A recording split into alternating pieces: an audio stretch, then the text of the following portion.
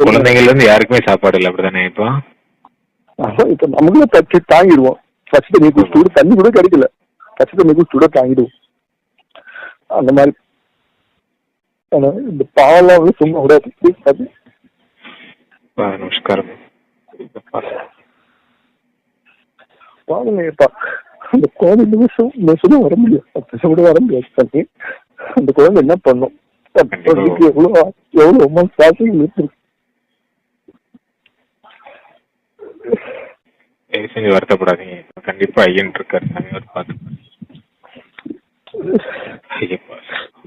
இத்தனை வயசு நான் 29 வருஷம் தர்சனம் பார்த்து வந்தது. 2 வருஷம் உலக வேலை ஆடு மாடு மாதிரி மசில விட சாமி. நம்மள ஆடு மாடு அடிக்கிறாங்க, ரொம்ப பேசவே மாட்டாங்க, பேச்சுக்கே வாய்ப்பு இல்லை.